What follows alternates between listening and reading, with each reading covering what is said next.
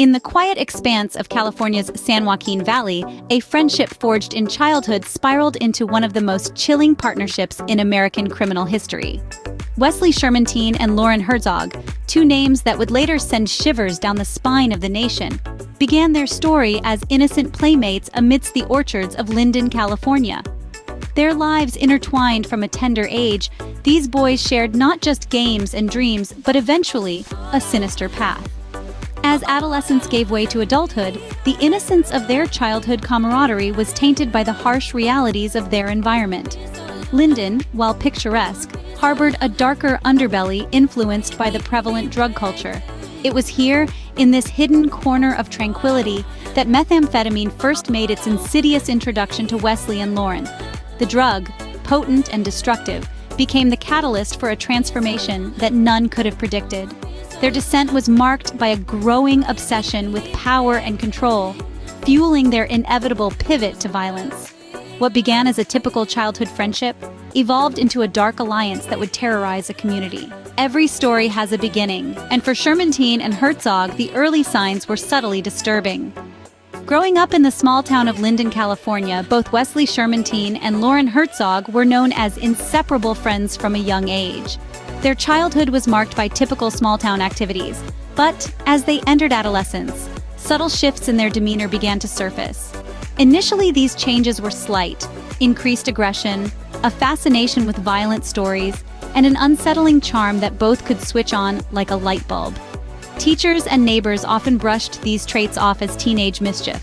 Little did they know, these were the precursors to something far darker. As they grew older, their escapades evolved from mere schoolyard tales to more ominous behaviors.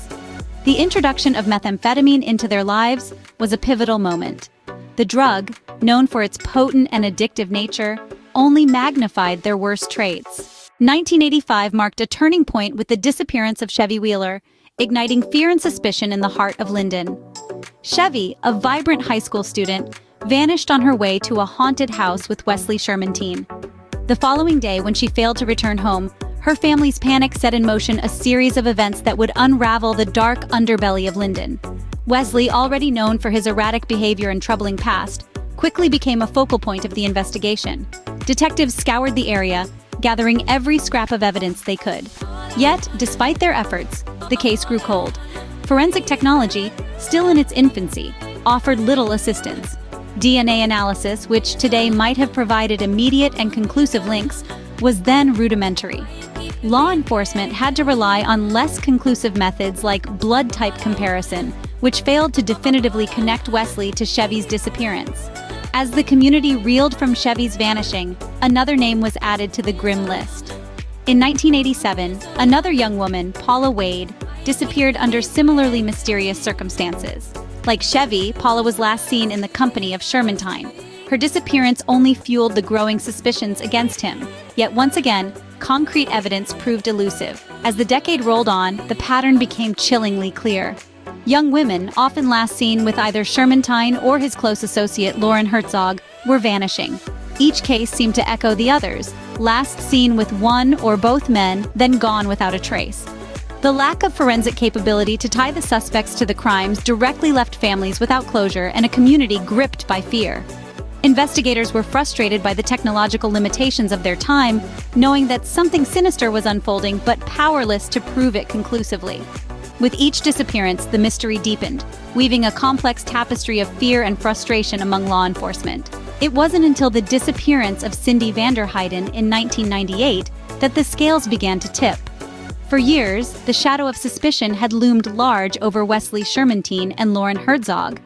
Yet concrete evidence had always slipped through the cracks of the justice system. But this time, something was different. In the quiet aftermath of Cyndi's vanishing, a pivotal piece of evidence emerged that would alter the course of the investigation. Found within the confines of Wesley Shermantine's car were traces of blood, later confirmed through advanced DNA testing to belong to Cyndi. This breakthrough was not just a testament to the evolving precision of forensic science, but also a grim marker pointing directly at Shermantine. The discovery of Cyndi's blood in Shermantine's vehicle propelled the authorities into action. Both Shermantine and Herzog were apprehended, their long-standing facade of innocence crumbling under the weight of irrefutable evidence. This was a watershed moment. For the first time, the law had something solid to work with. As the wheels of justice began to turn, the advancements in forensic science came to the forefront. Techniques that were once deemed futuristic were now being used to piece together the narrative of a crime that had long remained shrouded in mystery. The impact of these scientific strides was monumental, providing the missing links that had eluded the authorities for years. With solid evidence at hand, the law finally began to close in, marking the beginning of the end for the deadly duo. Under the glaring lights of interrogation, truths darker than the night were revealed. As investigators delved deeper, the chilling admissions of Wesley Shermantine and Loren Herzog painted a grotesque picture of their murderous spree. During the interrogations, Herzog seemed overwhelmed by the gravity of his circumstances, his demeanor oscillating between defiance and breakdowns. His confessions were fragmented, punctuated by moments of startling clarity about the horrors committed. Shermantine, on the other hand, was markedly stoic, his cold responses giving little away, maintaining a chilling composure even as he implicated his childhood friend. The trials that followed were a spectacle of legal and emotional drama. In court, Herzog's earlier confessions played a pivotal role. The jury, faced with the weight of his own words and the damning evidence presented, found him guilty. Shermantine, too, was convicted, primarily based on the strength of physical evidence and Herzog's testimonies. The sentences were severe. Herzog received a lengthy term while Shermantine was sentenced to death, the finality of his punishment reflecting the gravity of his crimes. However, the saga took an unexpected turn when Herzog's convictions were later overturned due to questions about the validity of his confession, which was deemed coerced. The decision released him from death row, but not from the shadows of his past actions. Placed in a trailer near the prison to serve his adjusted sentence, Herzog's life spiraled into despair. Haunted by his actions and the public's scorn, his existence became a solitary confinement of another kind, culminating in his tragic suicide. As justice took its course, the chilling extent of their crimes began to unfurl, leaving a scar on the community. The case of the Speed Freak killers, marked by betrayal between two friends turned felons, serves as a grim reminder of the depths of human depravity and the long, often painful pursuit of justice. Even as the case closed, the echoes of their deeds resonate, reminding us of the vigilance needed in everyday life. Amidst the grim narrative of Wesley Shermantine and Loren Herzog, there's a lesser-known story that almost added another victim to their grim tally. A woman, who for her safety remains unnamed, shared a harrowing encounter that could have ended tragically. One evening, she noticed two men watching her intently from a dimly lit corner of a parking lot. Recognizing the danger, she trusted her instincts and hurried away, later identifying the men as Shermantine and Herzog. Her quick thinking likely saved her life, illustrating the crucial importance of being aware of one's surroundings. The impact on the families of the victims and the Linden community has been profound. Families forever altered by loss, a small town shaken by the betrayal of its own people. The community's sense of security was shattered, leaving a lasting scar on Linden's collective memory.